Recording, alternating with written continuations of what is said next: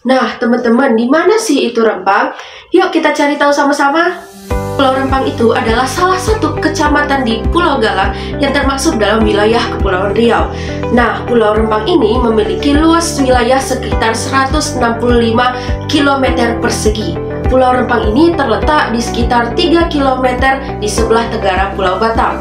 Namun, belakangan ini, Pulau Rempang ini menjadi topik yang hangat dibahas, apalagi khususnya di daerah Kepulauan Riau. Mengapa hal tersebut dapat terjadi? Yuk kita bahas sama-sama.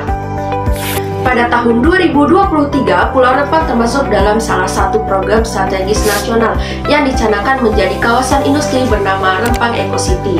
Pesan ini menjadi pusat perhatian karena memicu berbagai konflik sosial, mulai dari kerusakan lingkungan dan ketidakadilan terhadap masyarakat yang terdampak.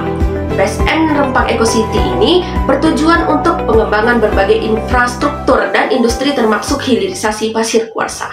Jadi, apa sih sebenarnya yang membuat Pulau Rempang ini menjadi begitu menarik perhatian? Kenapa Pulau Rempang ini sampai menjadi rebutan?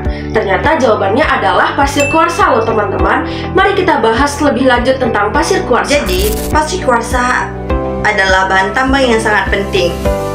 Bayangkan butiran-butiran kecil, keras, dan berwarna putih atau bening, itulah pasir kuarsa. Secara ilmiah, pasir kuarsa adalah mineral utama dari silika dan salah satu mineral pembentuk kristal optik. Struktur atomik dari pasir kuarsa adalah tetrahedron, yang satu atom hid silikon dikelilingi 4 atom hid oksigen. Contohnya adalah fosfat Mg2SiO2.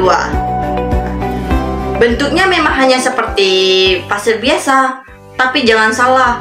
Pasir kuarsa ini adalah bahan baku utama dalam berbagai industri besar seperti panel surya, chip semikonduktor, hingga baterai.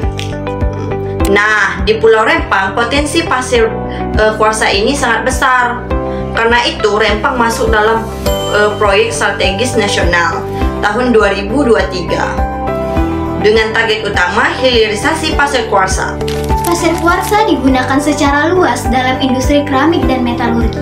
Pasir kuarsa juga dapat digunakan dalam pembuatan batu bata tahan api dan digunakan dalam skala besar sebagai pembentuk jaringan dalam industri kaca.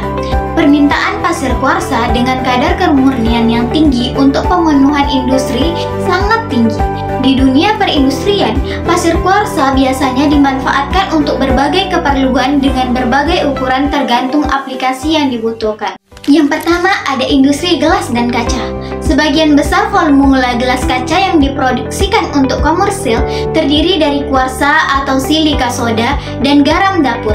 Dalam industri kaca, spesifikasi pasir kuarsa yang digunakan bergantung kepada jenis produknya. Ada 4 jenis produk gelas kaca yang beredar di pasaran, yaitu kaca lembaran, gelas kemasan, gelas rumah tangga, gelas ilmu pengetahuan dan keteknikan.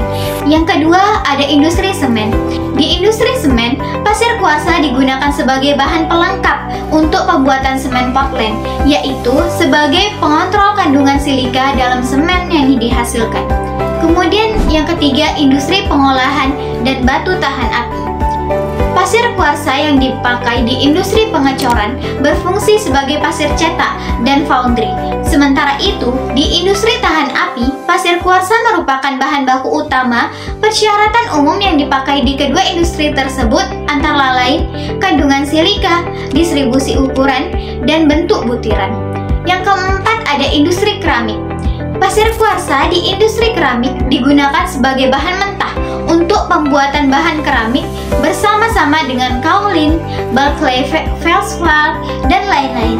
Penggunaan yang utama adalah sebagai bahan keramik saniter. Pasir kuarsa dipakai karena mempunyai sifat yang baik untuk bahan pengurus sehingga mempermudah proses pengeringan, mengontrol penyusutan, dan memberi kerangka pada badan keramik. Lalu, bagaimana keberlanjutan dan dampak ekonomi dari lahan bekas hasil tambang pasir kuarsa ini? keberlanjutan lahan bekas hasil tambang pasir kuarsa ini dapat dilakukan dengan berbagai cara. Yang pertama, reklamasi lahan bekas tambang. Nah, reklamasi lahan bekas tambang ini bisa dilakukan dengan menutup lubang tambang atau mengembalikan topsoil atau tanah penutup agar vegetasi dapat tumbuh kembali. Yang kedua, pengelolaan limbah dan pencemaran. Nah, limbah seperti limbah debu, limbah cair harus diolah dengan baik untuk menghindari pencemaran udara dan air. Yang ketiga, daur ulang pasir kuarsa. Nah, melalui proses pemurnian dan pengolahan ulang seperti pemisahan mineral pengotor dengan metode fisik, gravity, concentration, dan kimia, sehingga ini bisa mengurangi kebutuhan penambangan baru dan limbah yang dihasilkan. Yang keempat, yaitu penggunaan kembali bekas tambang untuk media filter. Nah, bekas pasir kuarsa yang telah diolah dapat dimanfaatkan sebagai media penyaring air, misalnya dalam sistem filtrasi air, limbah, atau air. Nah, ini dapat membantu menurunkan kadar zat pencemar seperti logam berat, yaitu Fe, Zn, dan Cu, dan warna air. Bagaimana dampak ekonomi dari pasir kuarsa ini? Dalam proyek strategis nasional PSN tahun 2023 dengan target utama hilirisasi pasir kuarsa, yaitu mengolah bahan mentah menjadi produk bernilai tambah.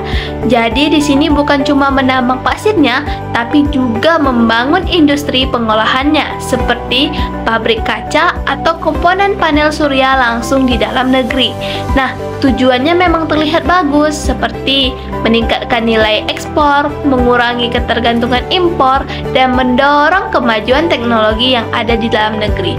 Tetapi, masalah mulai muncul ketika proses hilirisasi ini mengorbankan masyarakat lokal dan lingkungan hidup yang ada di sekitar. Jadi, itulah mengapa Pulau Rempang ini menjadi proyek strategis nasional dan menjadi perebutan. Semua ini karena salah satu potensi yang ada di Pulau Rempang, yaitu pasir kuarsa. Nah, setelah penjelasan tadi, jadi bagaimana nih menurut kalian mengenai Rempang dan pasir kuarsa? Beri komentar di bawah ya.